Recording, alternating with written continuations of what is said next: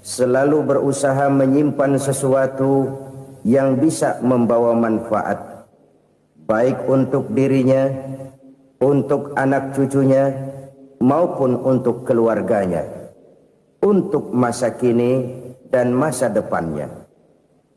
Kadang simpanan itu berbentuk uang, kadang berupa tanah, lain saat berbentuk pabrik, dan lain sebagainya.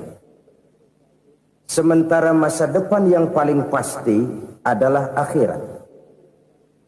Jika untuk masa depan dunia kita rela memeras keringat, membanting tulang, pergi pagi dan pulang petang, menyimpan uang, menyimpan tanah, menyimpan pabrik, pernahkah kita merenung jika satu saat kiamat datang, kita dibangkitkan dari kubur masing-masing, berdiri di padang mahsyar untuk mempertanggungjawabkan seluruh kegiatan hidup kita di dunia ini, lalu kita akan menuju ke alam akhirat.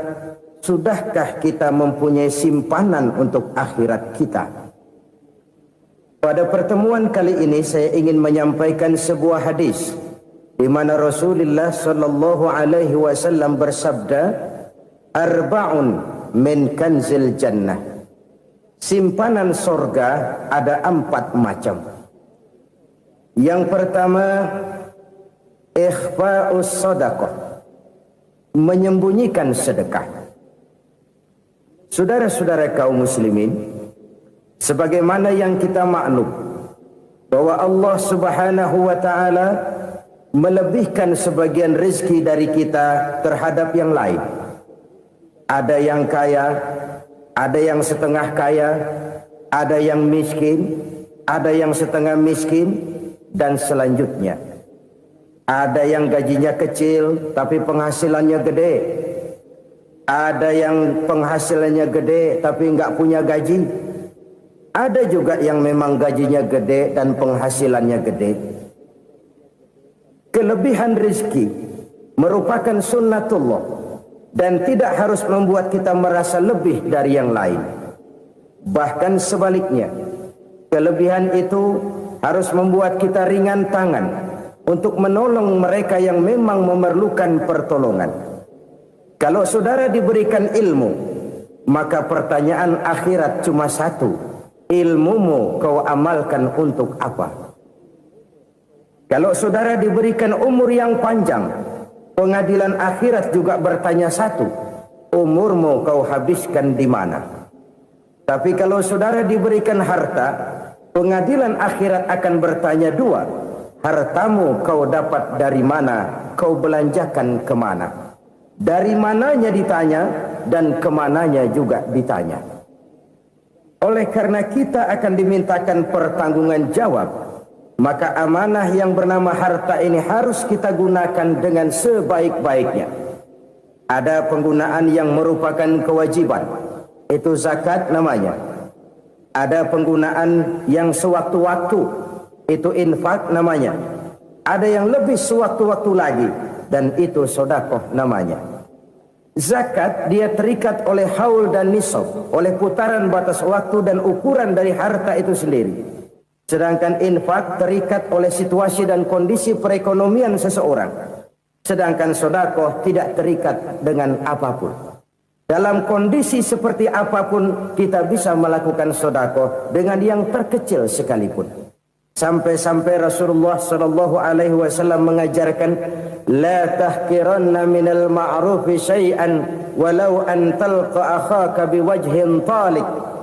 Atau ada hadis, tabassumuka fi wajhi akhika laka shadaqah. Senyumanmu kepada temanmu adalah sedekah. Jadi untuk melakukan sedekah tidak harus dalam berbentuk uang. Dengan ilmu kita bisa sedekah, dengan tenaga kita bisa bersedekah, dengan pikiran kita bisa bersedekah, bahkan senyum kepada teman itu pun sedekah. Jadi kalau sedekah dengan uang memang belum punya uang, nyengir aja banyakin. Itu asal pada tempatnya, jangan lalu ketemu tiang listrik cengengesan. Tentu tidak pada tempatnya dan tidak wajar. Nah, sedekah yang paling dicintai Allah adalah sedekah yang disembunyikan. Artinya, jauh dari sifat riya. Kan kadang-kadang ada orang sedekah itu disebutkan namanya, apa tidak bagus? Kalau memang niatnya ikhlas, ya bagus-bagus saja. Untuk memberikan sugesti kepada yang lain. Di Fulan bin Fulan nyumbang sekian, diumumkan. Boleh kalau niatnya untuk memberikan rangsangan kepada yang lain supaya dia menyumbang lebih besar dari orang tadi. Tapi kalau itu mendatangkan riya, maka sedekah yang paling dicintai Allah adalah sedekah yang disembunyikan. Tangan kiri saja tidak tahu apa yang diberikan oleh tangan kanan. Sedekah yang dilakukan dengan ikhlas akan merupakan perbendaharaan surga. Tersembunyi dari pandangan orang lain, tidak seorang pun tahu. Karena memang sikap yang baik adalah melupakan kebaikan dan mengingat kesalahan. Itu salah satu ciri orang bahagia. Orang yang selalu mengingat kesalahannya dan berusaha melupakan segala kebaikannya. Kalau dia akan berada kebaikan, dia tidak bisa ikut, dia merasa rugi karena dia merasa belum pernah berbuat baik. Tapi kalau akan melakukan kesalahan baru, dia ingat kesalahan yang sudah-sudah, sehingga terhalang baginya untuk melakukan satu kesalahan baru. Demikianlah saudara-saudara, bahwa Allah melebihkan rizki sebagian kita dari yang lain, agar terjadi tolong-menolong dalam kehidupan ini. Jadi kesenjangan yang nature, kesenjangan yang alami, itu sunnatullah. Ada yang kaya, ada yang miskin, ada yang kelas menengah. Nah, kenapa lalu sekarang kita berusaha mengentaskan kemiskinan? Oleh karena adanya kesenjangan struktural. Kalau yang kaya bisa semakin kaya, kenapa yang miskin tidak bisa naik jadi ikut sedikit kaya? Sebab pada dasarnya Islam adalah agama yang sejak turunnya sudah berupaya memerangi kemiskinan. Bahkan dikatakan kemiskinan itu mendekatkan kepada kekufuran. Orang kalau miskin udah dekat banget sama kafir. Gampang menjadi kafir. Berapa banyak saudara-saudara kita yang oleh karena soal perut, oleh karena soal materi, terpaksa meninggalkan dan menanggalkan akidahnya. Menjual petunjuk yang diberikan Allah dengan kesenangan dunia yang cuma sebentar ini. Na'udzubillah, thumma na'udzubillah. Jadi makin kita sembunyikan satu sedekah, semakin banyak perbendaharaan kita di surga. Sedekah yang paling dicintai Allah adalah sedekah yang disembunyikan. Malahan ada seorang sufi, dia punya kebiasaan kalau pergi sholat Jumat, dia bawa uang, itu uang dia taruh di bawah tikar masjid. Dia niat sedekah kepada siapa saja yang nemuin itu duit. Maksudnya apa? Supaya yang nemuin nggak tahu siapa yang punya duit. Demikian dia saking ingin menyembunyikan sedekahnya. Karena sifat riya itu bisa memakan amal kita sendiri. Riya itu termasuk menyebut-nyebut kebaikan kita. Orang yang suka nepuk dada, sedikit-sedikit ngitungnya kalau nggak gua. Tuh kalau nggak gua tuh. Tuh yang belas itu, kalau nggak gua, kalau nggak gua. Iya, kalau nggak lu kenapa emang? Orang yang suka menepuk jasad. Tuh, biasanya memang begitu saudara-saudara. Kalau perang lagi berkecamuk, orang nggak sempat ngaku jadi pahlawan. Tapi begitu perang selesai, yang kagak kenal bedil ngaku pahlawan. Mas. Itu sesuatu yang biasa. Oleh karenanya, orang-orang yang ikhlas dalam bersedekah, disembunyikannya sedekah itu, Allah cinta betul. Malahan ada hadis memberikan jaminan, inna sedaqatal mar'il muslimi tazidu fil umri wa tadfa'u mitatas su'i. Sesungguhnya sedekahnya seorang mukmin tazidu fil umri, bisa menambah umur panjang. Wa tadfa'u mitatas su'i, dan menyelamatkan manusia dari mati secara su'ul khatimah. Jadi siapa yang kepengen panjang umur, banyaklah sedekah. Yang bosan hidup, pelit terus. Sedekah menambah panjang umur dan menyelamatkan manusia dari mati secara su'ul khatimah. Pak, katanya umur itu nggak bisa ditambah, nggak bisa dikurangin. Kapan? Kalau ajal sudah datang. Wa idza jaa ajaluhum la yastakhiruna sa'atan wa la yastakdimun.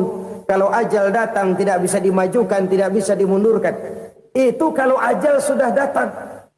Tidak bisa lagi umur ditambah dikurangi, sudah datang. Tapi kalau belum datang, itu kan haknya Allah.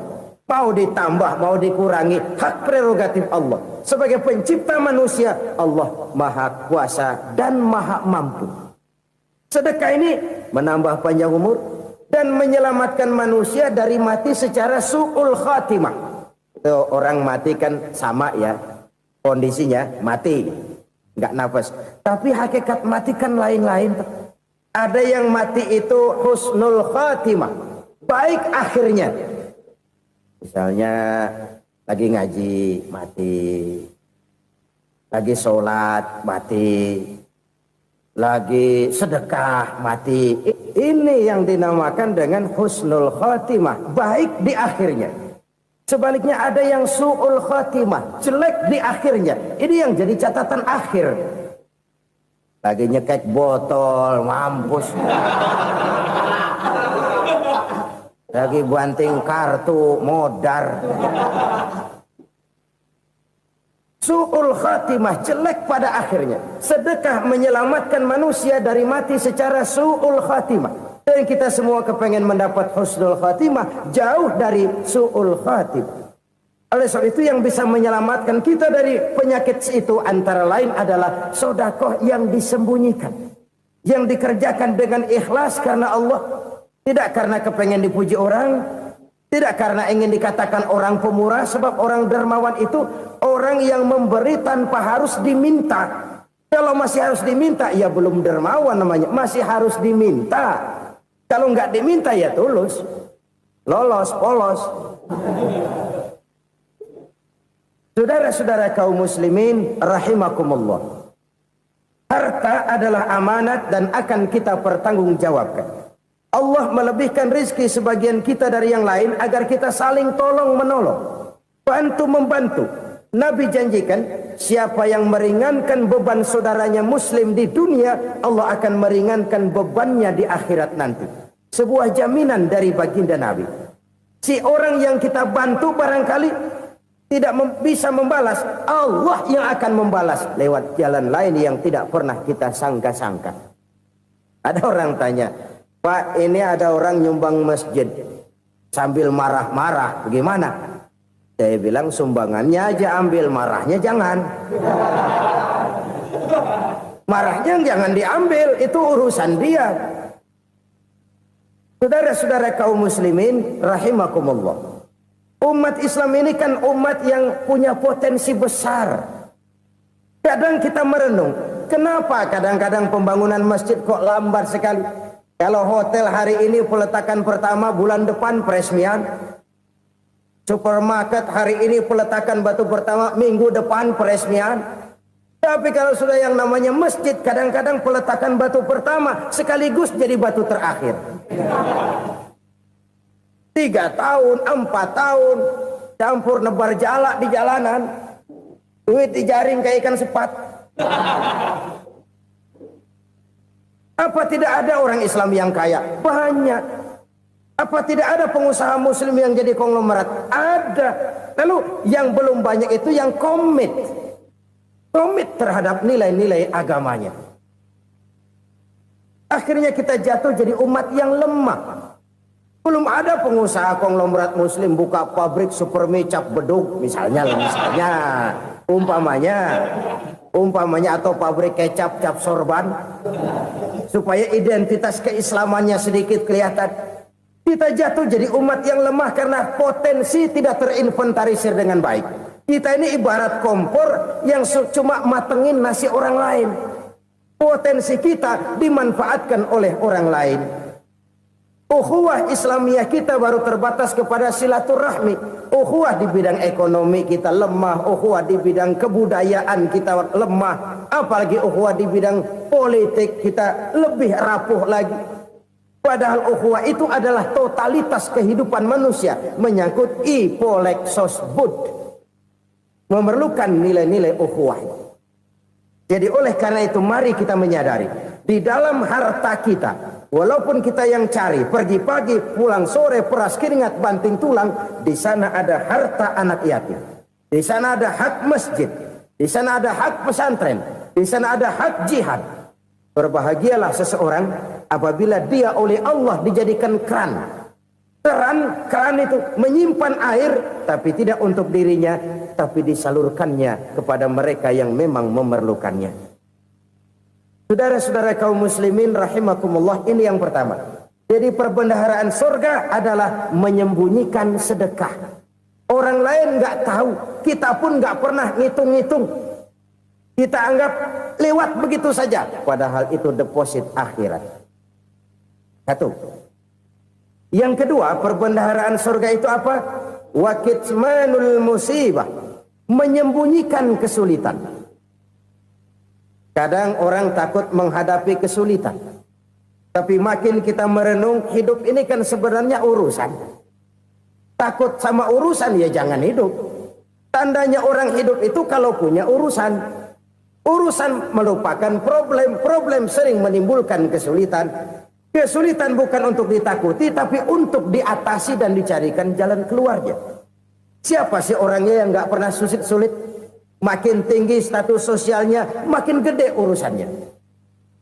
Makin tinggi kualitas imannya, makin berat tingkat kesulitannya. Cuma memang yang namanya enak itu seperti pelangi. Biang lala itu nggak pernah di atas kepala kita, di atas kepala orang melulu. Lu sih enak lu, kata kita. Dia juga bilang yang enak kan lu. Pelangi itu nggak pernah di atas kepala kita. Kata tukang beca, aduh enak ya naik Mercy. Kata tukang beca, apa yang di dalam mobil Mercy? Aduh enak bener tukang beca, di jok ngeringkuk ngorok pulas bener. Saya kamar pakai AC sejuk, tempat tidur sutra empuk, alga spring bed, gula kulik nggak bisa pulas kalau belum minum Valium, belum tidur. Enak bener tukang beca, di jok ngorok nggak tahu wetan kulon. Si tukang beca bilang yang di Mercy enak, yang di Mercy bilang tukang beca enak. Inilah enak. Nggak pernah di atas kepala kita, di atas kepala orang lain melulu enak itu. Nah, saudara-saudara, yang merupakan perbendaharaan surga itu orang yang bisa menyembunyikan kesulitan, baik pribadi ataupun rumah tangga. Nih terutama rumah tangga yang jadi soalnya. Kadang-kadang kita ini kalau senang, sebaliknya kalau senang kita diam, kalem aja, cuek. Banyak banget duit kita, bawaan diam aja udah. Malah ketemu orang takut. Tapi begitu susah, sekampung tahu. Padahal Nabi mengajarkan perbendaharaan surga itu menyembunyikan musibah, menyembunyikan kesulitan. Kalau enak, cerita sama orang-orang. Kalau nggak enak, rasain sendiri, tekan sendiri, atasin sendiri. Kita kan sebaliknya. Senang kita diam. Asal lagi susah, paling tidak kita nyari teman buat cerita kesusahan. Siapa orangnya yang nggak pernah susah? Cuma soalnya bagaimana kita mengatasi kesusahan itu sendiri. Begitu juga misalnya kalau orang sudah berumah tangga, itu orang tuanya harus menjadi tempat dia cerita yang enak-enak saja. Yang nggak enak rasain berdua, selesaikan berdua, atasin berdua. Jangan dibalik. Asal senang diam, giliran susah saja. Maknya laporan. Terbalik, bisa menjaga security informasi.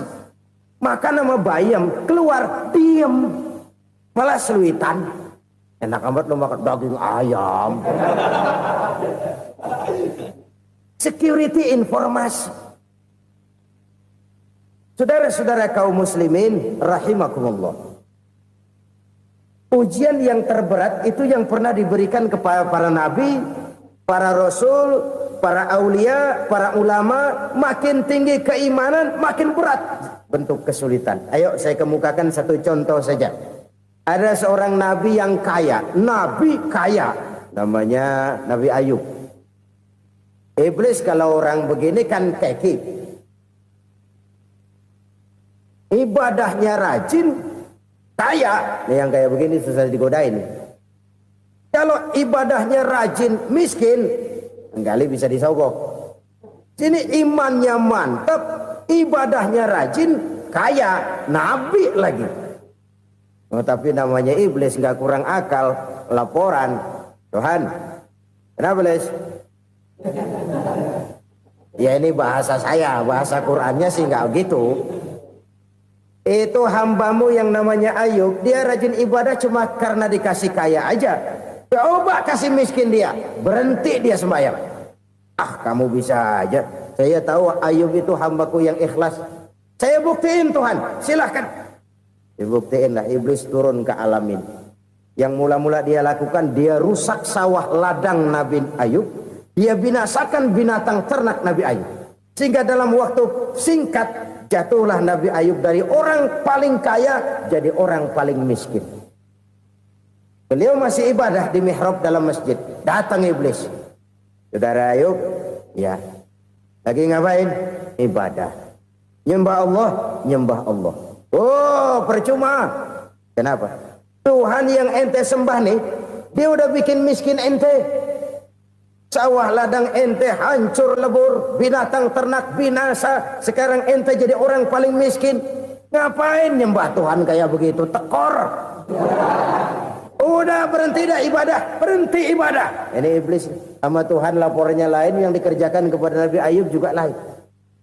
Benar begitu iblis kata Nabi Ayub? Iya, sawah ladang saya habis, buras. Binatang ternak saya binasa, binasa. Saya miskin, bangpak. Apa jawab Nabi Ayub? Bukan innalillahi, ya ini hebat. Alhamdulillahillazi a'tani wa akhza minni. Segala puji bagi Allah yang telah memberikan harta kepada saya dan sekarang mengambilnya lagi. Alhamdulillah. Allah yang ngasih, Allah yang ambil. Itu mah urusan Allah. Iblis cuman ibadah jalan terus, sujud lagi Nabi Ayub. Iblis seleher gondok banget. Dasar Nabi nggak mempan dia apa-apain. Miskin malah alhamdulillah. Allah yang ngasih, Allah yang ngambil. Jadi kalau kita tidak komit, kita tidak terikat kepada kaya, miskin, senang, susah, apa yang bisa bikin kita susah? Jadikan kekayaan, kemiskinan, jadikan senang, susah sebagai anak buah yang bisa kita atur. Jangan kekayaan ngatur kita, jangan kemiskinan ngatur kita. Kita yang harus mengatur mereka.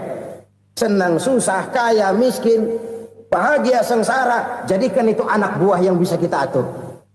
Kalau sekarang kita kaya, lain saat boleh jadi kita miskin, semiskin-miskinnya. Allah yang ngasih, Allah yang ngambil. Tenaga mana yang bisa menghalangi? Ibadah jalan terus. Iblis makin gondok. Dasar Nabi loh.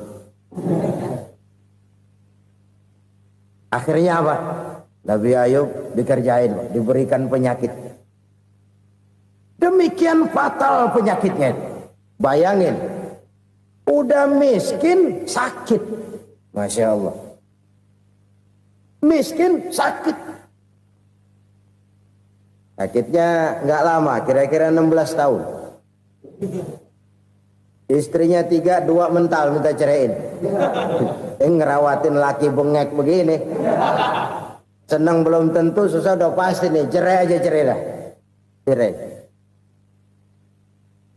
Tinggal satu Siti Rahmah yang setia menemani beliau.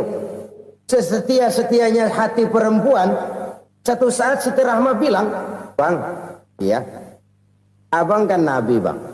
Lalu namanya Nabi kan doanya jarang meleset bang. Maksud kamu minta kenapa sih sama Tuhan biar abang sembuh baik dah bang?" Siti Rahmah, iya. Saya sakit berapa tahun sih dah? 16 tahun bang. Sebelum ini saya sehat berapa tahun? Ya kira-kira 60 tahun bang. Nah coba ente banding-bandingin Rahmah. Saya dikasih sehat 60 tahun. Dikasih sakit 16 tahun. Sudah nggak sabar. Mau doa kepada Allah minta sembuh. Saya malu. Malu kepada Allah. Diuji dengan yang luar biasa seperti ini. Tidak mengganggu stabilitas kehambaannya. Dia tetap menghamba kepada Allah subhanahu wa ta'ala. Saudara-saudara kaum muslimin rahimakumullah. Kunci menghadapi kesulitan itu apa? Allah jelaskan dalam satu ayat, wa basyiris sabirin alladzina iza asabathum musibah qalu inna lillahi wa inna ilaihi raji'un. Gembirakan orang-orang yang sabar Siapa mereka itu? Yang apabila mendapat musibah mereka kembali kepada keyakinan dasar, segalanya dari Allah dan segalanya akan kembali kepada Allah. Ini konsepsi dasar dari sikap muslim dalam menghadapi berbagai kesulitan. Segalanya dari Allah, segalanya akan kembali kepada Allah. Kalau ini sudah kondisi dasarnya, maka kita akan lapang menghadapi kenyataan bagaimanapun pahitnya. Apakah itu namanya miskin, apakah itu namanya sakit, bahkan maut sekalipun. Maut sekalipun. Segalanya dari Allah, segalanya akan kembali kepada Allah. Ini sikap hidup, bukan sekedar ucapan. Kita kadang-kadang menjadikannya sebagai ucapan. Mulutnya sehingga berhenti, innalillahi wa inna ilaihi rajiun, tapi nangisnya terus gerung-gerungan. Bukan itu, ini kesadaran moral. Kalau segalanya dari Allah, segalanya kembali kepada Allah, kan sebenarnya cuma nunggu giliran. Hari ini saya nyembayangin dia, entah hari apa saya disembayangin orang. Hari ini saya antar dia ke kubur, entah hari apa orang nganterin saya ke kubur. Hari ini saya tahlilkan dia, entah nanti kapan orang tahlilkan saya. Segalanya dari Allah, segalanya akan kembali juga kepada Allah. Oleh sebab itu saudara-saudara, kesulitan bukan untuk ditakuti. Kesulitan justru untuk diatasi, dicarikan jalan keluarnya. Dan tidak ada orang yang tidak pernah mendapat kesulitan. Tidak ada. Semakin tinggi status sosial, semakin tinggi kualitas keimanan, semakin besar juga tingkat kesulitan. Hanya saja bagaimana cara kita mengatasinya. Dan Al-Quran menyatakan, inna ma'al usri yusra. Di balik kesulitan itu pasti ada kemudahan. Roda itu berputar. Karena itu Rasulullah Sallallahu Alaihi Wasallam mengingatkan kepada kita, ta'arraf ilallahi firraha ya'rifka fisyiddah. Ingatlah kepada Allah di waktu kamu senang, supaya Allah ingat kepada kamu di waktu kamu susah. Kalau waktu senang kita ingat kepada Allah, kita susah, Allah tidak akan meninggalkan kita. Tapi kalau waktu senang kita jauh dari Allah, sujud tidak sempat, dengan masjid jauh, ketika senang kita lupakan Allah. Nanti begitu kita susah, Allah lupakan kita. Dan itu menyakitkan. Oleh karena itu orang-orang tua kita dulu bilang, kalau lagi sehat ingat-ingat lu bakal sakit nanti. Kalau lagi kaya ingat-ingat satu saat kita bakal jatuh miskin.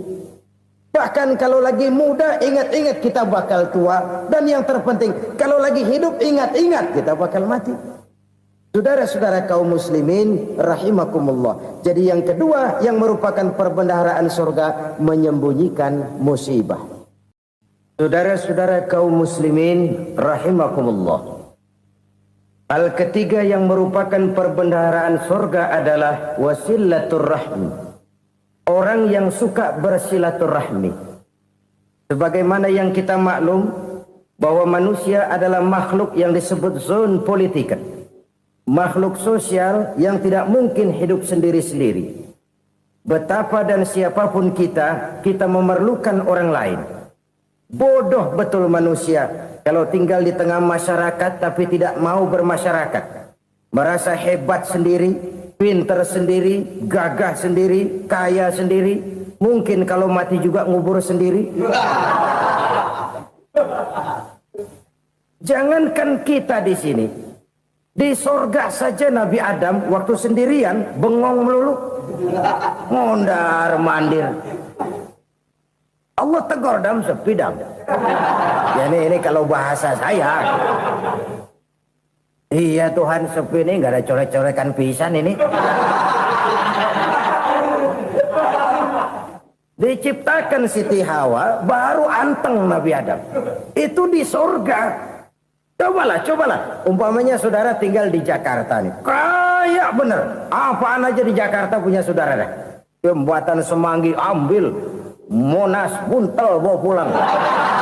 Hotel-hotel ambil semua. Cuman tinggal di Jakarta sendirian, apa enaknya? Betapa dan siapapun kita perlu orang lain. Tidak ada seorang pun yang bisa memenuhi kebutuhan hidupnya secara sendiri-sendiri. Nah, Islam telah menyelamatkan manusia dari ras diskriminasi. Mengikat manusia dengan persaudaraan yang berlandaskan kepada akidah. Karena itu dianjurkan bersilaturahmi. Bahkan Nabi menyatakan, man arada ayyubsata lahu fi rizqihi wa yunsa'a fi atharihi falyasil rahimah. Siapa yang kepengen diluaskan rezekinya dan dipanjangkan usianya, banyaklah ia bersilaturahmi. Siapa yang kepengen dimudahkan rezekinya, hendaknya ia banyak bersilaturahmi. Kalau banyak teman, kesulitan kan paling tidak ada tempat cerita. Udah susah, sendirian kita pikirin diri, nggak ada tempat tukar pikiran. Cepet banget sama bengek. Dilawan sendiri. Nah, secara makro kita bisa berkata, tidak mungkin ada kemenangan kalau tidak ada kekuatan. Tidak ada kekuatan kalau tidak ada kesatuan dan persatuan. Tidak mungkin ada kesatuan dan persatuan tanpa semangat silaturahmi. Kalau umat Islam mau menang, dia harus kuat. Kalau umat Islam mau kuat, dia harus bersatu. Kalau umat Islam mau bersatu, dia harus membudayakan silaturahmi ini. Bahkan sampai-sampai kata Nabi, kalau bisa cari nilai tambah. Apa? Silman qata'ak. Bersilaturahmilah kau kepada orang yang marah denganmu. Masya Allah, indahnya ajaran agama kita. Orang yang marah pun kepada kita, kata Nabi, kalau bisa bersilaturahmilah kepadanya, kepada orang yang marah itu. Di situ nilai tambah. Cuman jujur nih hadis, ngucapinnya gampang, ngamalinnya yang berat banget. Orang marah sama kita, kita disuruh silaturahmi. Ada apa malu? Lu marah, ada gua marahan lagi. Tunggu pikirin.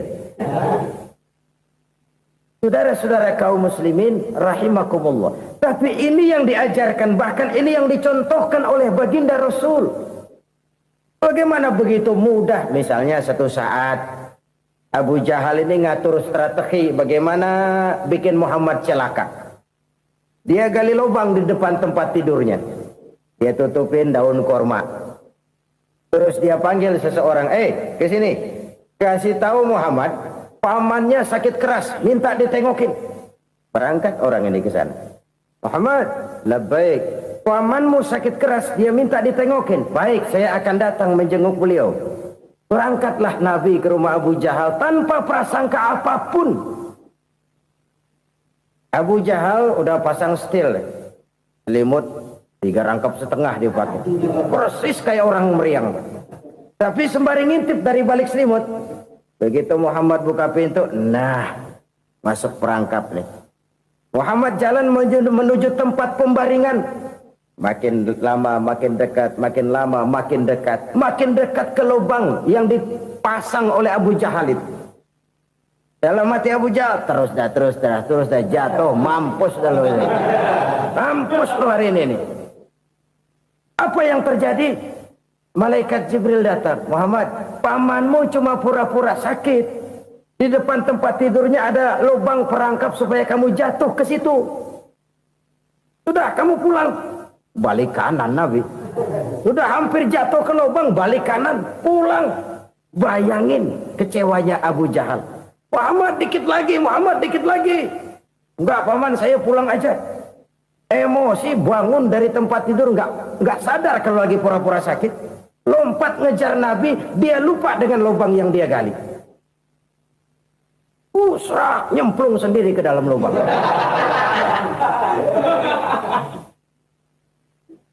Nabi terus berlalu. Ini terjadi keanehan. Jatuh ke lubang yang dia gali itu sebenarnya nggak terlalu dalam ya, antara 3-4 meteran lah. Tolong saya jatuh ke lubang ini. Datanglah pelayan-pelayannya itu. Angkat saya dari sini. Oh, yang ngulurin tambang. Satu gulung, belum juga nyampe itu tambang. Kurang, beli lagi ke warung. Sambung, ulur lagi, nggak juga bisa sampai. Wah, ini kerjaan Muhammad ini.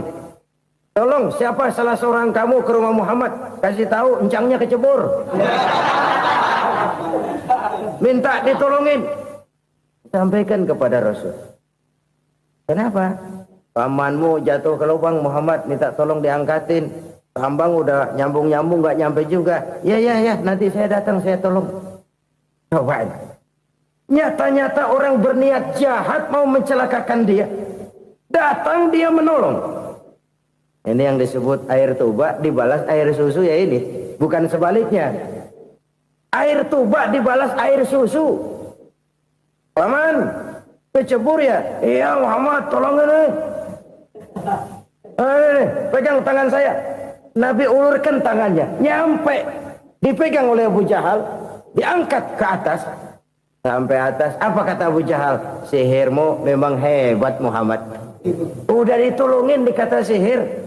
Yang enak kita kemplang kan itu orang begitu. Urusan apa? Tapi inilah akhlak.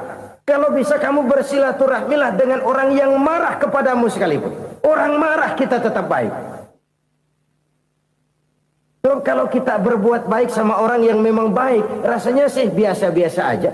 Orang baik kita baik lagi, ya draw aja, belum ada nilai tambah di situ. Baru ada nilai tambah kalau kita bisa berbuat baik kepada orang yang nyakitin kita. Itu namanya kita setingkat di atas dia. Dia sakitin kita, kita berbuat baik sama dia. Dia pelit sama kita, kita baik sama dia. Dia marahin kita, kita deketin dia. Di situ kita punya nilai tambah. Jadi siapa yang ingin diluaskan rezekinya kata Nabi dan dipanjangkan umurnya, hendaklah ia banyak-banyak bersilaturahmi. Sederhana sebenarnya silaturahmi, tapi silaturahmi membangkitkan semangat kesatuan dan persatuan. Kesatuan dan persatuan melahirkan kekuatan. Dalam matematika 1 ditambah 1 pasti 2. Tapi di tengah masyarakat 1 orang takut ditambah 1 orang takut, hasilnya jadi 2 orang setengah berani. Kenapa setengah berani? Karena udah berdua. Tadi pan takut sendirian. Kalau dia kumpul turu-turu takutlah jadi berani.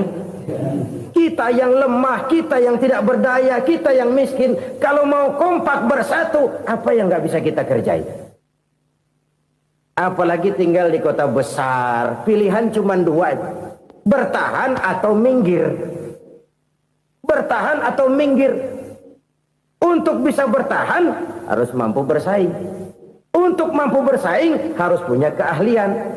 Keahlian harus ditunjang dengan pendidikan, ditambah oleh kekompakan sebagai umat. Udah miskin mencar mulu, orang injak kita. Orang nggak pandang urusan apa yang malu. Oleh karena itu silaturahmi pada hakikatnya merupakan roh dari ukhuwah yang diajarkan oleh agama kita. Bagaimana Islam menyelamatkan masyarakat manusia dari ras diskriminasi, mengikat manusia, dan tidak ada persaudaraan yang lebih indah selain persaudaraan yang diikat dengan nilai-nilai akidah. Sepanjang orang di jalan Allah, itulah saudara kita. Keluar dia dari jalan Allah, selesailah persaudaraan sampai di situ. Karena itu, kalau ingin menyimpan sesuatu di surga, banyaklah bersilaturahmi. Datang ke rumah ini, datang ke rumah itu, dan lain sebagainya. Itu simpanan kita di akhirat nanti. Ini yang ketiga. Saudara-saudara, yang keempat, perbendaharaan surga itu apa? Wa qawlu la hawla wa la quwwata illa billah. Ucapan la hawla wa la quwwata illa billah. Ibadah kan ada yang berat, modalnya besar. Bangun masjid berat, modalnya besar. Bangun rumah sakit berat, modalnya besar. Ada ibadah yang berat, tapi modalnya ringan. Misalnya puasa. Puasa itu berat, mengendalikan nafsu. Kalau sekedar nggak makan nggak minum sih enteng, mengendalikan nafsu. Itu jihad terbesar, tapi kan modalnya ringan, cuma niat saja. Ini ibadah berat, modalnya ringan. Ada ibadah yang ringan, modalnya juga enteng. Seperti termasuk ucapan la haula wa la quwwata illa billah. Tanpa sadar, la haula wa la quwwata illa billah. Nyelengin tuh di surga. Nyelengin, kita nggak terasa, nyelengin simpenan akhirat. La haula wa la quwwata illa billah. Nyimpan lagi. Kaget, la haula wa la quwwata illa billah, nyimpan lagi, banyak simpanan. Walaupun sebenarnya yang dimaksud di sini adalah kesadaran batin bahwa tidak ada daya dan kekuatan kecuali Allah. Itu intinya. Kita memulai pekerjaan disunahkan baca bismillah, kan begitu. Apa itu? Kesadaran moral Bahwa ini saya bisa kerjakan. Saya kerjakan ini dengan menyebut nama Allah. Kenapa? Kalau Allah tidak memberikan daya dan kekuatan, mana mampu saya kerjakan ini. Maka saya kerjakan ini dengan menyebut nama Allah. Bismillah. Kesadaran moral. Manusia hanya wajib berusaha, tapi nggak pernah wajib berhasil. Banyak hal-hal yang kalau kita renungkan secara rasio nggak mungkin. Tapi jadi kenyataan. La haula wa la quwata illa billah. Tidak ada daya dan kekuatan kecuali bagi Allah semata-mata. Kesadaran moral akan kelemahan dan keterbatasan makhluk bernama manusia. Kadang kita kagum dengan otak, tapi kita sering lupa sama yang bikin otak. Padahal bagaimanapun hebatnya otak, yang bikin otak pasti lebih hebat dari otak. Nggak percaya, silahkan otak-otakan. Inilah kecenderungan. Kita kagum dengan pesawat-pesawat mutakhir, bukan main besi gede banget terbang itu. Alangkah hebatnya. Lalu apa yang bikin otak tidak lebih hebat dari itu semua? Kita puji laut. Apa yang bikin laut tidak lebih hebat dari laut itu? La haula wa la quwata illa billah. Tidak ada daya dan kekuatan kecuali Allah. Apa yang bisa kita lakukan kalau tidak karena daya dan kemampuan yang diberikan oleh Allah kepada kita? Lahirlah sikap tawadu, rendah hati, tidak melonjak menjadi angkuh dan sombong, sadar akan kelemahan dan keterbatasan diri sebagai makhluk yang diciptakan oleh Allah Subhanahu wa taala. Jadi satu sisi ini ucapan yang berpahala, la haula, jadi wiridan. Pada sisi lain ini kesadaran moral, sikap mental, kesadaran batin bahwa yang punya daya dan kekuatan itu cuma Allah. Kita nggak pantas untuk sombong, sebab sombong itu pakaiannya Allah. Kita nggak sedang pakai pakaian Allah, kegedean. Dan makin kita renungi, makin terbentur. Apa sih yang bisa kita sombongin? Kita mau sombong apa? Kaya, pintar, itu kan semua relatif. Di atas langit masih ada langit lagi. Jadi oleh karenanya, marilah kita menyadari. Manusia hanya wajib berusaha, tapi tidak pernah wajib berhasil. Yang berusaha saja tidak wajib berhasil, apalagi yang tidak berusaha. Islam bukan agama orang pemalas yang selesai sholat lalu endelohom, nggelenggem ayem-ayem. Tapi Islam bukan agama orang sombong yang setelah berusaha lalu tidak memerlukan Allah. Kita bisa saja bikin proyeksi, tahun sekian kita bakal panen besar menurut perhitungan otak. Tapi ada kejadian lain. Apa? Tikus ngambek. Habis itu dimakanin tikus, panen gagal. Proyeksi rasional gagal oleh tikus-tikus yang ngambek itu. Bisa saja terjadi. Tahun depan kita panen besar, urung. Kenapa? Musim panas panjang. Dan sekarang ini koran-koran bikin berita musim mengalami penyelewengan. Bukan cuma manusia yang nyeleweng sekarang.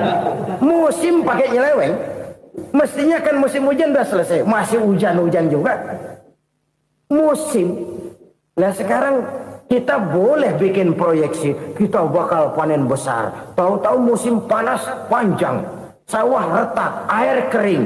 Cari teknokrat yang paling botak, suruh pendekin tuh musim panas. La haula wa la quwata illa billah. Inilah kesadaran moral. Saudara, saya teringat satu saat ada seorang konglomerat. Umurnya ya kira-kira 70-an. Suatu saat dia ditanya oleh wartawan, "Pak, umur Bapak berapa sih?" "Ya paling 10 tahun." 10 tahun? 10 tahun? Anak Bapak berapa orang? Satu saja? Satu. Harta Bapak berapa?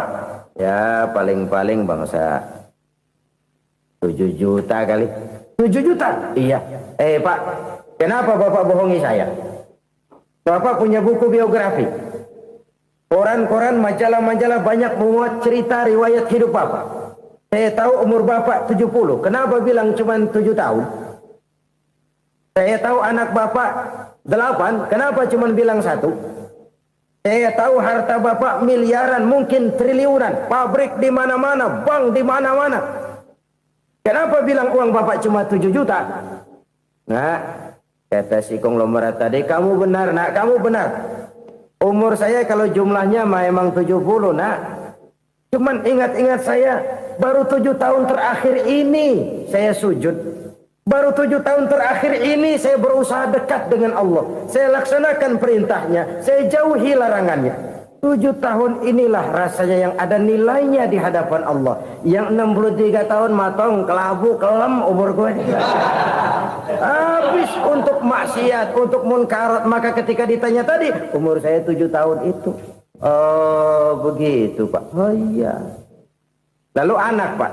Anak bapak kan 8. Kenapa bilang cuma 1? Nah, kalau jumlah hitungannya memang anak saya 8. Tapi dari 8 orang ini rasanya cuma 1 nih. Yang bakal jadi buah hati, belahan jantung.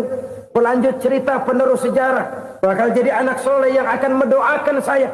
Cuma 1 rasanya anak saya ini yang bakal jadi buah hati saya. Besar-besaran saya. Yang akan mendoakan di kubur saya. Yang akan mendoakan di akhirat saya. Yang 7 orang mana, Masya Allah, yang satu tenggeng, yang satu nyekek botol ngolo, yang satu nggak karu-karuan.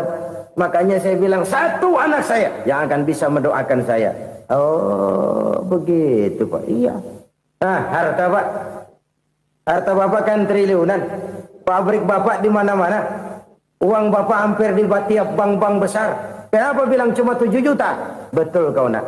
Harta saya kalau jumlahnya memang miliaran, triliunan mungkin. Tapi yang saya ingat baru 7 juta tuh yang saya belanjakan di jalan Allah.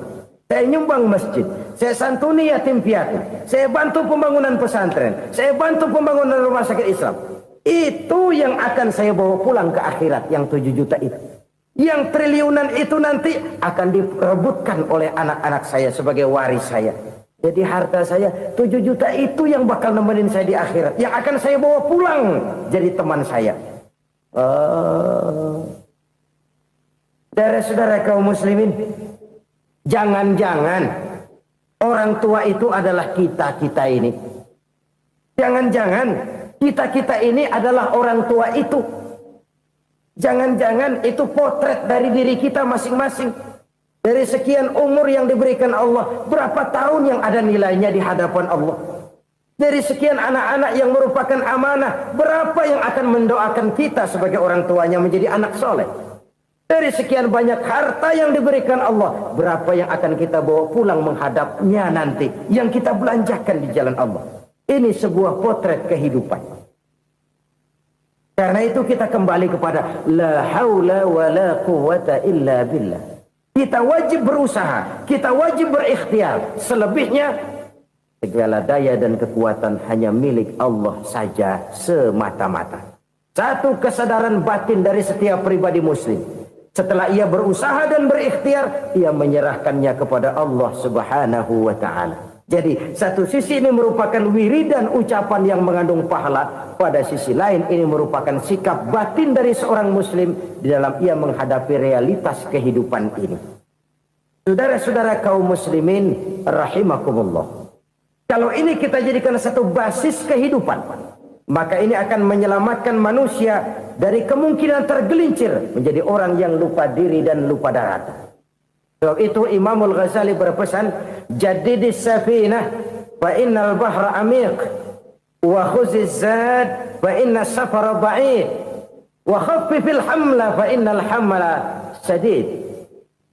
Perbarui selalu kapalmu karena lautan sangat dalam. Bawa bekal yang banyak karena perjalanan ini sangat jauh. Ringankan beban karena kebanyakan beban akan menyakitkan. Alangkah indah kalimat ini, alangkah dalam makna yang terkandung di sana. Perbarui selalu kapalmu karena lautan sangat dalam. Apa artinya ini? Jaga mentalmu baik-baik. Pelihara imanmu baik-baik karena hidup penuh cobaan seperti lautan. Kita kalau berlayar di lautan kan kadang-kadang tenang, angin bertiup sepoi-sepoi basah. Jika malam datang bintang gemintang bertabur menghias cakrawala. Rembulan memantulkan sinarnya dengan indah. Dalam keadaan begitu berlayar enak. Tapi lain saat ombak menggunung, halilintar menyambar, angin topan bertiup. Berapa banyak sudah saudara-saudara kita yang tenggelam di lautan dunia tanpa sadar bahwa dia belum sampai kepada pantai yang akan dituju. Berapa banyak sudah saudara-saudara kita yang tenggelam di lautan dunia ini tanpa sempat bangkit lagi. Dia menyangka sudah sampai kepada tujuannya. Hati-hati kapal jangan sampai bocor karena lautan sangat dalam. Iman ini jaga baik-baik karena hidup penuh dengan ujian. Wa khuzizat fa inna safara ba'id. Bawa bekal yang banyak karena perjalanan sangat jauh. Saudara mau ke Bandung, bawa duit. Saudara mau ke Surabaya, banyakan lagi duitnya. Saudara mau ke Mekah, gepokan, iketan tuh duit nggak lembaran lagi. Makin jauh perjalanan, makin banyak bekal yang harus kita bawa. Kalau saudara dari Jakarta mau ke Surabaya, kagak bawa duit berangkat juga, itu sih bukan berani namanya, nekat. Sampai Surabaya belum tentu, sengsara di jalan udah pasti. Kenapa? Nggak bawa bekal berangkat. Sama juga kita nih, misalnya belum sempat sembahyang, mati. Waduh, berani banget orang. Belum punya bekal, mati. Sengsara di jalan. Atau bekal tidak cukup. Dari Jakarta saudara mau ke Surabaya, bawa duit 500 perak. Paling jauh Cikampek nyampenya itu. Paling jauh itu. Antara jauhnya perjalanan dengan bekal yang saudara bawa tidak seimbang. Hidup ini perjalanan panjang. A walking tour. Dimulai dari alam arwah. Sebelum jasad diciptakan, roh diciptakan lebih dulu. Dari situ pindah ke alam rahim. Dari alam rahim pindah ke alam dunia. Dari alam dunia pindah ke alam barzah. Baru menuju akhirat. Satu perjalanan panjang. Kalau bekal tidak bawa, sengsara di jalan. Bawa bekal yang banyak karena perjalanan ini sangat jauh. Wa khaffifil hamla, ringankan beban karena beban itu cuma akan menyulitkan. Kalau bekal itu sih keperluan, tapi beban nggak kita perluin, cuma ngeberat-beratin. Apa ini beban? Dosa. Kecurangan, kebatilan, kesoliman, ketidakadilan, kesewenang-wenangan. Itu akan jadi beban kita di akhirat. Alangkah celakanya, perjalanan panjang, bekal tidak bawa, beban kelewat banyak. Alamat sengsara di jalan. Pahala tidak ada, dosa berlipat ganda. Na'udzubillah, summa na'udzubillah. Kalau kita rangkum nasihat Al-Ghazali dengan kisah si konglomerat tadi, kita akan mengambil kesimpulan. Pertama, bekal terbaik dalam menghadapi gejolak kehidupan ini tidak lain adalah iman. Yang kedua, pahala dan dosa. Dua hal kontroversial. Pahala adalah bekal, dosa adalah beban. Tapi kita sekarang kan tidak begitu terangsang kepada yang abstrak. Orang berlomba mencari yang konkret-konkret saja. Yang real. Kalau memang dosa, benjol dong. Kira-kira begitu. Kira-kira begitu. Persis orang Yahudi dulu. Orang Yahudi itu kan pernah minta kepada Nabi Musa. Ya Musa lan nu'mina laka hatta narallaha jahrah. Musa, kami nggak bakal mau beriman kepada Allah kalau belum kami lihat Allah ada nongkrong di depan kami. Kalau memang Tuhan ada, taruh dong di depan kami. Mau yang konkret-konkret saja. Kalau memang dosa, benjol dong. Kalau memang pahala, berasa dong. Orang terangsang kepada yang real, yang konkret-konkret saja. Karena itu, untuk mengejar dosa, orang mau bayar. Tapi untuk mengejar pahala, walaupun tidak bayar, orang segan. Ini yang dikatakan oleh Nabi, kamu mengharapkan ke surga, tapi kamu berat melaksanakan sesuatu yang bisa membawa kamu ke surga. Kamu ingin jauh dari neraka, tapi tiap saat kamu lakukan perbuatan-perbuatan yang justru menjerumuskan kamu ke neraka. Idda'aitum an-najata minan nar wa ramaitum fiha anfusakum. Kamu ingin selamat dari neraka, tapi kamu lemparkan diri kamu ke neraka. Kamu ingin masuk surga, tapi berat sekali kamu melakukan perbuatan-perbuatan yang bisa menyampaikan kamu di surga. Saudara-saudara kaum muslimin rahimakumullah. Jadi hal keempat yang merupakan perbendaharaan surga adalah la haula wa la quwwata illa billah. Satu sisi ini merupakan ucapan yang memperberat timbangan akhirat. Pada sisi lain ini merupakan sikap hidup seorang muslim. Kesadaran batin yang sangat dalam bahwa tidak ada daya dan kekuatan kecuali Allah. Dan itu kita simbolkan pada saat memulai pekerjaan dengan Bismillah, dengan menyebut nama Allah. Satu kesadaran moral, saya hanya bisa melakukan ini karena diberikan daya dan kekuatan oleh Allah. Lahirlah sikap tawadu, rendah hati, tidak melonjak menjadi angkuh dan sombong. Saudara-saudara, sampai sini dulu jumpa kita kali ini. Semoga 4 perbendaharaan surga ini dapat kita lakukan, yang kelak akan merupakan bekal kita di kemudian hari nanti. Amin ya rabbal alamin. Bapak-bapak, ibu-ibu, saudara-saudara kaum muslimin rahimakumullah. Di dalam kehidupan kita sebagai seorang muslim, minimal 5 kali dalam sehari semalam kita mendengar seruan untuk mendirikan solat yang disebut azan. Ada kalimat menarik di dalam kalimat azan itu, yakni seruan hayya 'alal falah, marilah menuju kepada keberuntungan, marilah meraih kemenangan.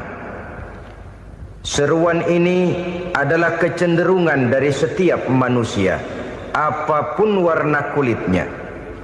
Artinya, setiap orang dalam hidup selalu ingin meraih dan mencari kemenangan.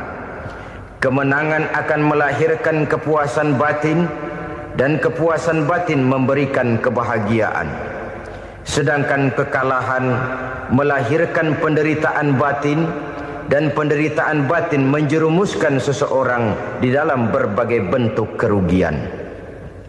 Jikalau inilah seruan azan, maka masalahnya ialah apa yang menyebabkan kita meraih kemenangan. Al-Quranul Karim memberikan tuntunan dan ajaran kepada kita bahwa orang-orang yang memperoleh kemenangan itu tidak lain adalah orang-orang yang bertakwa. Hanyalah mereka yang bertakwa kepada Allah Subhanahu wa ta'ala pada akhirnya akan tampil sebagai pemenang. Lalu siapa orang yang bertakwa itu? Dijelaskan dalam awal-awal Al-Baqarah, orang yang bertakwa yang akan meraih kemenangan. Pertama, allazina yu'minuna bil ghaib, yaitu orang-orang yang beriman kepada yang gaib. Percaya bahwa ada alam yang gaib, alam yang abstrak, alam yang tidak bisa dijangkau oleh salah satu daripada panca indera kita.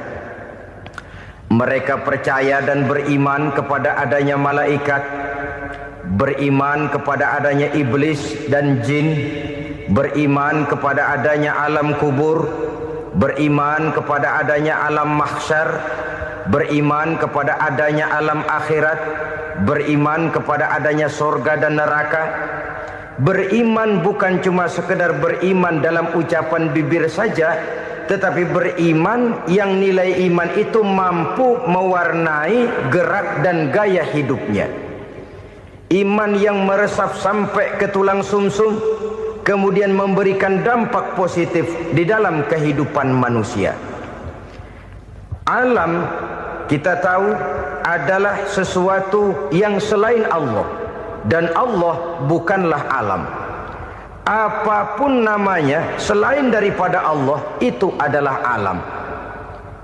Alam pada hakikatnya terbagi menjadi 2. Ada alam syahadah, alam nyata, alam konkret, alam yang bisa dijangkau oleh salah satu indera kita. Kemudian ada alam ghaib, alam yang tidak bisa dijangkau oleh panca indera kita, alam metafisika, alam abstrak, alam yang wajib kita imani keberadaannya. Kita percaya bahwa malaikat itu ada, Kita percaya kepada jin, bahwa jin itu ada. Kita percaya kepada adanya iblis dan setan. Bukan percaya kepada iblis dan setannya, percaya bahwa iblis dan setan itu ada. Itu termasuk salah satu daripada sifat orang yang bertakwa kepada Allah. Saudara-saudara kaum muslimin rahimakumullah, kecenderungan pembangunan yang lebih bersifat materialistis biasanya menggeser aspek kehidupan rohani. Orang berpikir empiri, dan dalam pola pikir yang demikian maka alam gaib tidak lagi mendapat perhatian. Aspek kehidupan yang bersifat rohaniah malah mulai ditinggalkan. Akibatnya terjadilah kepincangan di dalam kehidupan kita.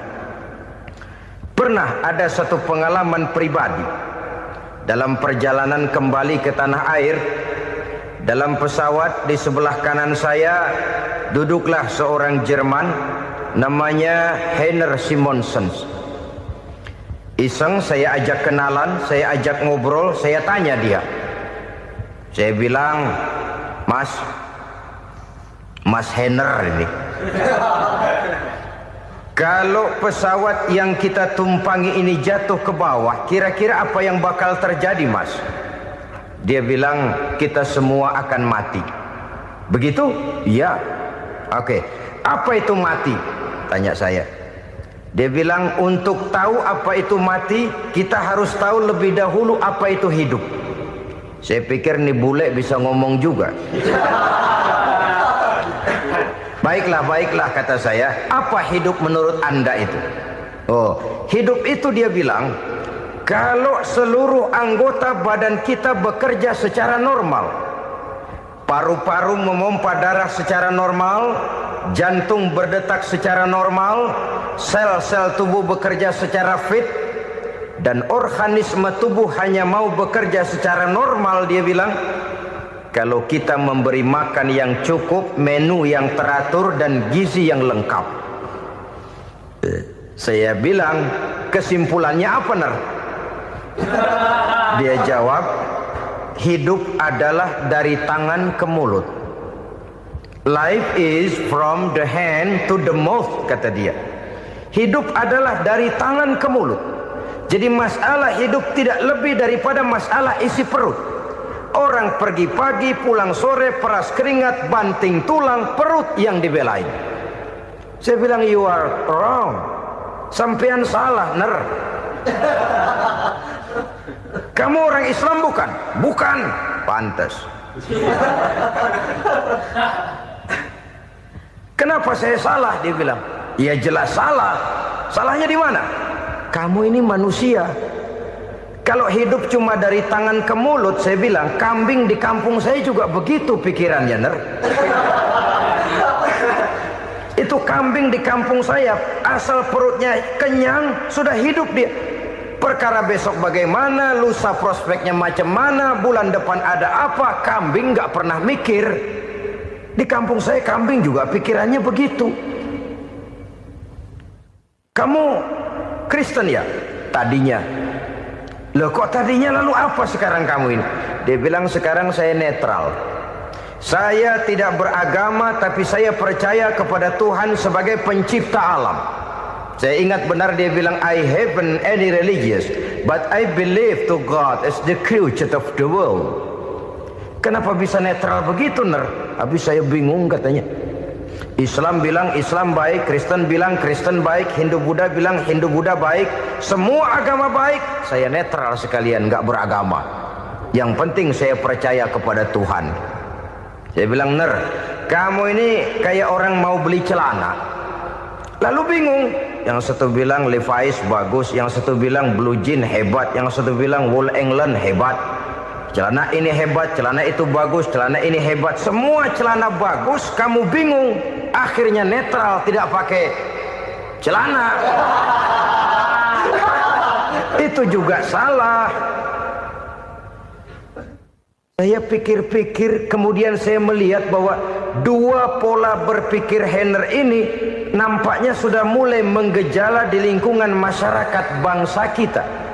Disadari atau tidak, secara jujur kita harus berkata, dua pola pemikiran Heiner ini mulai berkembang di tengah masyarakat bangsa kita. Pertama, pola pikir materialisme. Hidup adalah dari tangan ke mulut. Masalah hidup tidak lebih masalah isi perut. Itu yang perlu dibela, dan disitulah arti kehidupan. Pergi pagi, pulang sore, peras keringat, banting tulang untuk mempertahankan perut. Kalau sudah kemari cara orang berpikir, maka buat apa percaya kepada yang gaib? Untuk apa sholat? Untuk apa puasa? Untuk apa zakat? Untuk apa menghadiri majelis taklim?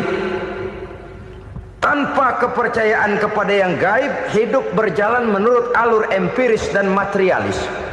Kalau sudah ke sana cara orang berpikir, biasanya orang lalu cenderung menghalalkan segala cara.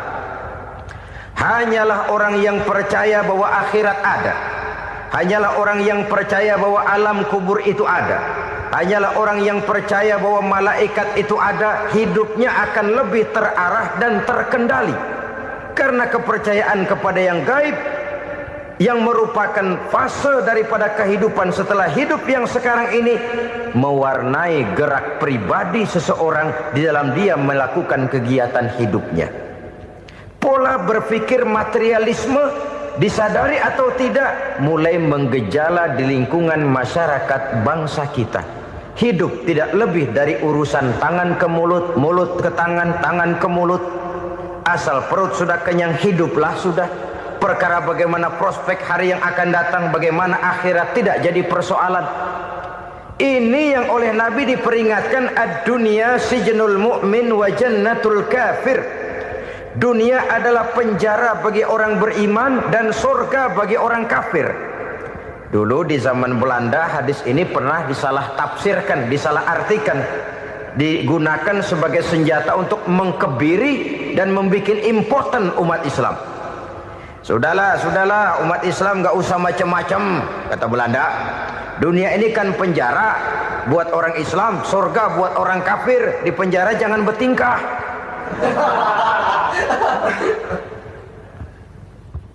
Pengertiannya tidak begitu. Dunia adalah penjara bagi orang mukmin. Artinya dalam kehidupan dunia seorang mukmin tidak bebas memperturutkan hawa nafsunya. Di penjara hawa nafsunya itu. Sebaliknya, surga bagi orang-orang kafir. Buat orang kafir, surgalah dunia ini. Mereka bebas memperturutkan hawa nafsunya. Dilarang tidak terlarang, dicegah pun tidak tercegah. Mereka hidup menurut alur bisikan nafsu mereka sendiri. Kemudian bila ajal datang, maut merenggut nyawa, selesailah surganya sampai di situ. Maka bagi orang-orang yang tidak percaya kepada adanya akhirat, kepada adanya alam gaib, surganya sebatas umurnya. Sekali lagi, surganya sebatas umurnya. Bila umur selesai, ajal pun datang merenggut nyawa, selesailah sudah surganya sampai di situ. Alangkah pendeknya perjalanan orang-orang yang tidak percaya kepada alam gaib ini. Bagi kita mukmin, jikalau kita mampu memenjarakan hawa nafsu, kita bisa bahagia di dunia ini. Dan Islam memang tidak menyuruh kita sengsara di dunia. Raih dunia, kejar dunia, gapai dunia sebagai alat untuk mencapai kebahagiaan di akhirat nanti. Hidup adalah satu perjalanan panjang yang terbentang sejak kita terlahir dari alam rahim sampai kepada alam akhirat nanti. Andai kata kita gagal meraih kebahagiaan di dunia, toh kita masih punya akhirat. Tapi jangan jadi dalil yang melemahkan semangat. Biarin dah kita di dunia kebelangsak, yang penting akhirat. Akhirnya dunia benar-benar kebelangsak. Bagaimana dunia ini bisa kita raih, dan bagaimana meraih dunia untuk menunjang kepentingan akhirat nanti. Yang kedua, dari pikiran Heiner yang saya lihat menggejala di lingkungan masyarakat bangsa kita, timbulnya manusia-manusia netral. Seolah-olah Tuhan yes, agama no. Sama Tuhan percaya, agama ogah. Tuhan ngangguk, giliran agama godeng. Padahal hampir dalam setiap ayat dalam Quran, kata-kata amanu biasanya bergandeng dengan wa amilus shalihat. iman dan amal soleh. Ini sebagai isyarat Tuhan dan agama jangan pernah dipisah-pisah. Apabila kita bertuhan, maka kita harus beragama. Apabila kita beragama, maka agama itu harus bersumberkan dari Tuhan yang kita imani itu. Tidak mungkin kita pisah, Tuhan yes, agama no. Sama Tuhan percaya tapi agama bikin sendiri. Sembayangnya cukup bengong 2 jam madep ngulon.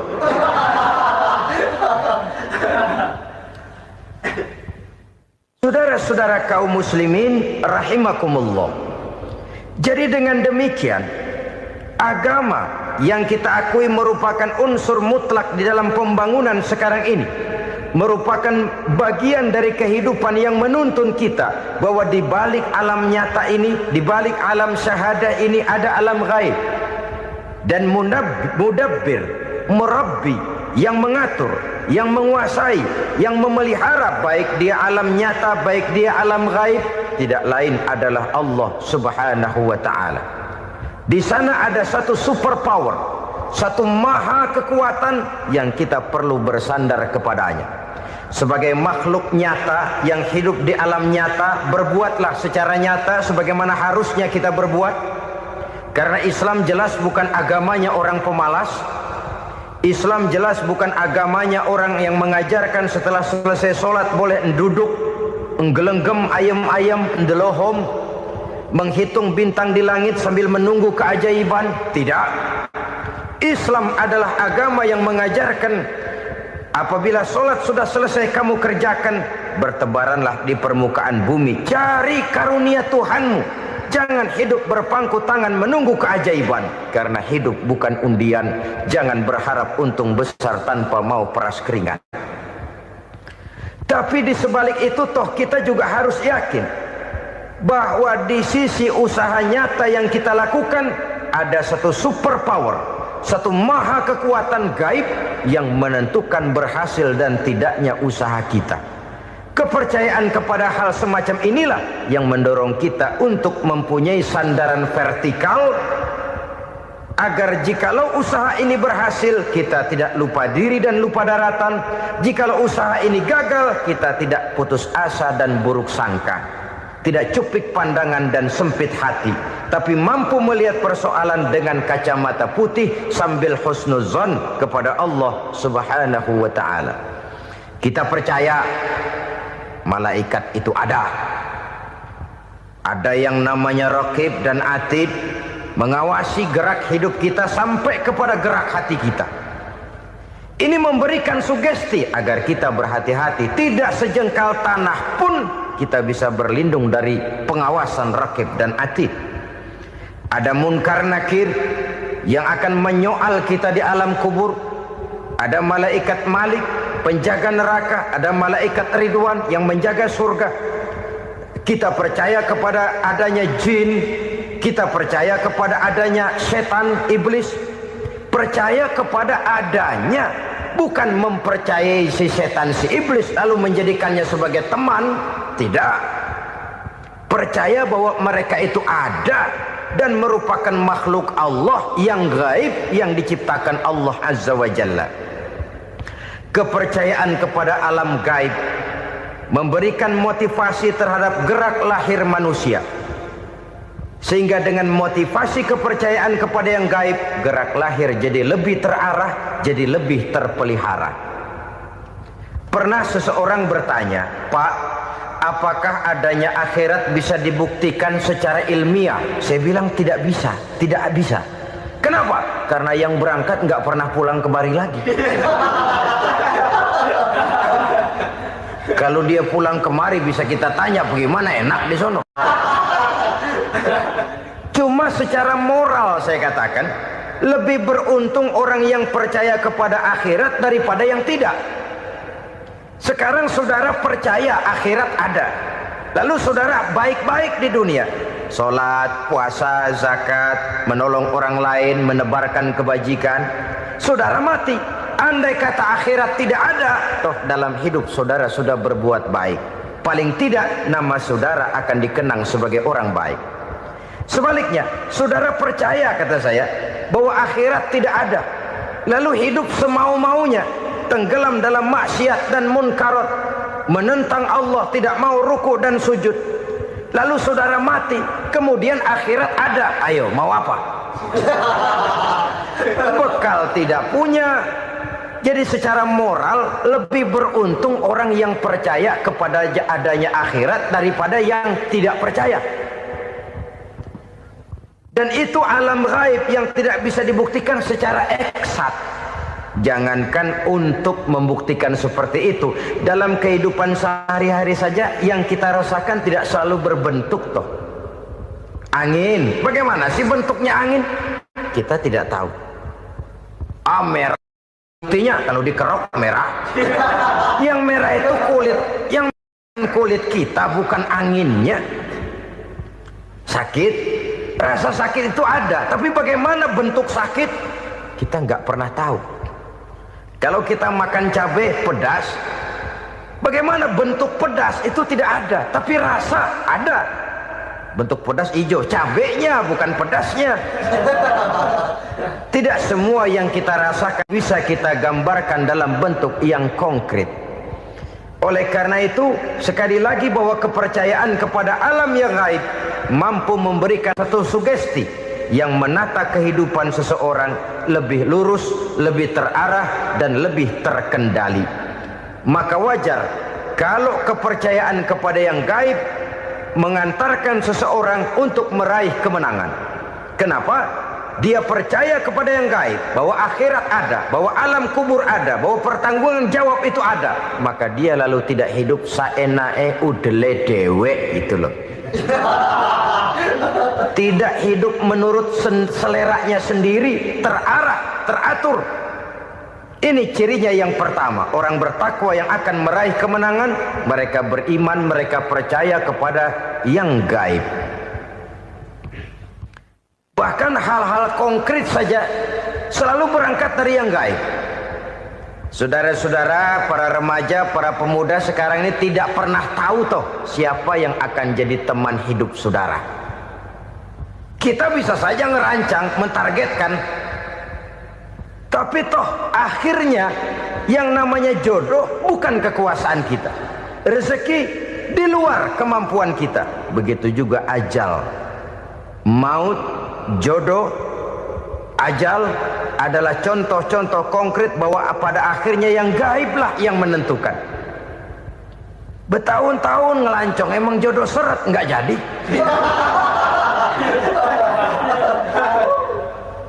Begitu kenal baru setengah malam nginep ditangkap hansip kan. Hal-hal semacam itu kadang-kadang kita berpikir suuzon, gilet, perempuannya cakep banget, lakinya rebek amat. Memang begitulah jodohnya. Memang begitulah jodohnya. Saudara hadirin ma'asyiral muslimin yang saya hormati, jadi hal-hal yang konkret saja kita yakini sepenuhnya ditentukan oleh satu superpower yang gaib itu tadi. Dari sanalah segala ketentuan itu berangkat dan kesanalah segalanya akan kembali. Maka kepercayaan kepada yang gaib meluruskan gerak hidup seseorang dan itu akan mengantarkan dia kepada meraih kemenangan. Satu. Yang kedua, wa yuqimuna shalah. Orang bertakwa yang akan meraih kemenangan itu adalah orang-orang yang mendirikan sholat. Kenapa sholat mengantarkan orang untuk meraih kemenangan? Yang jelas, inna sholata tanha anil fahsya'i wal munkar. Sholat mampu mencegah manusia dari perbuatan keji dan munkar. Banyak filsafat hidup yang terkandung di dalam sholat ini. Sejak kita wudhu sampai kita menghadap ke arah kiblat, sampai kita melakukan gerak-gerak sholat, bacaan-bacaan yang ada di dalam sholat, lalu sampai kepada mengucapkan salam. Banyak filsafat hidup yang terkandung di dalam sholat. Umpamanya saja, setelah takbiratul ihram mulai kita dengan sholat dalam posisi berdiri, diajarkan dalam kitab-kitab fikih agar kita melihat ke arah tempat sujud. Ini kan filsafat kehidupan. Kalau kamu sholat dalam posisi berdiri, lihat tempat sujud. Jangan sholat mata jelalatan, sebab nanti bisa mengurangi kekhusyuan. Jadi wajar kalau yang dikatakan bahwa yang paling afdol adalah shaf yang di depan. Kenapa? Secara harfiah pengertiannya akan lebih mengundang kekhusyuan. Kenapa? Kalau kita di shaf paling depan di masjid umpamanya paling banter kita lihat tembok. Tapi kalau kita shaf di tengah atau di belakang, orang-orang di depan kita pun akan kelihatan. Yang bajunya loreng, yang bajunya genggang, yang bajunya macam-macam.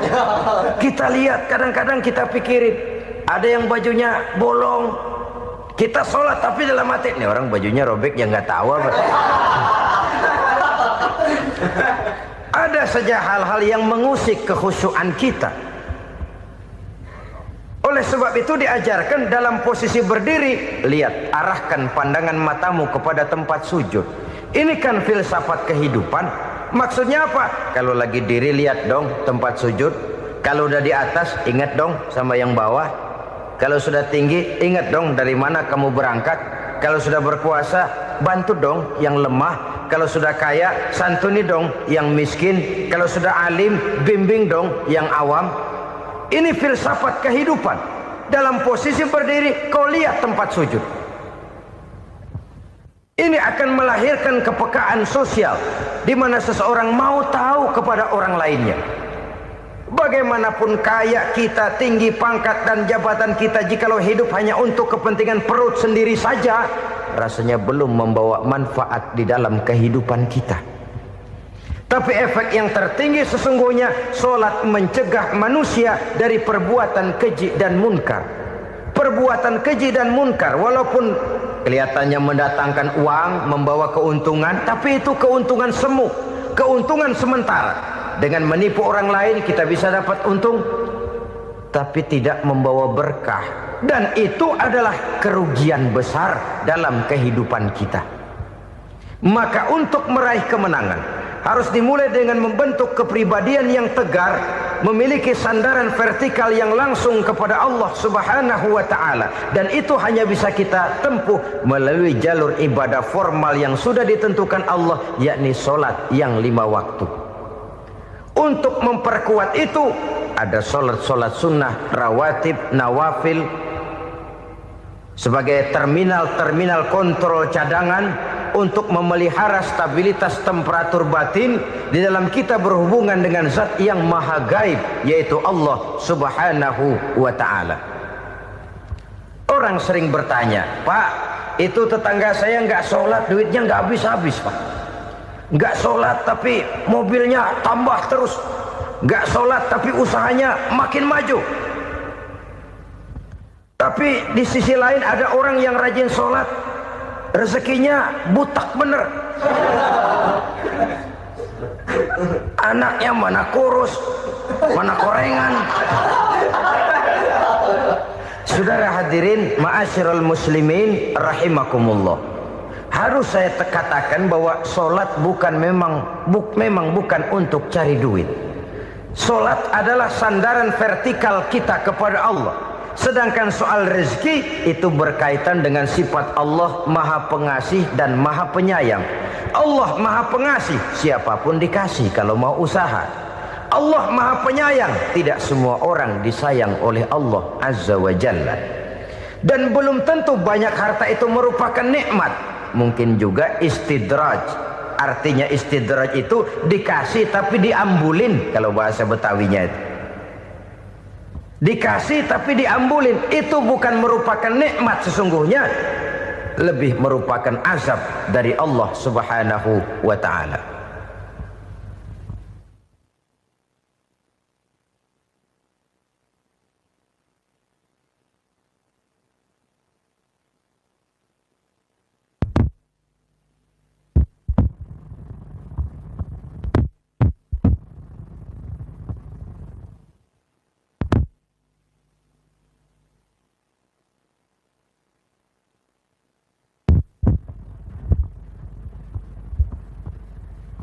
Agama mempunyai sistem sholat, dan kita umat Islam telah dituntun oleh Allah Subhanahu wa ta'ala yang wajibnya 5 kali dalam sehari semalam mendirikan solat, dan itu tentu berada dalam jangkauan kemampuan manusia. Pada awalnya barangkali kita memang merasa solat itu satu kewajiban, tapi semakin kita hayati makna, manfaat dan filsafat yang terkandung di dalam ajaran solat, semakin sampai kita kepada keyakinan bahwa solat adalah keperluan kita. Sehingga pada waktu tertentu dinilai puncaknya, kita tidak lagi akan berkata saya wajib solat, tapi kita akan berkata saya perlu solat.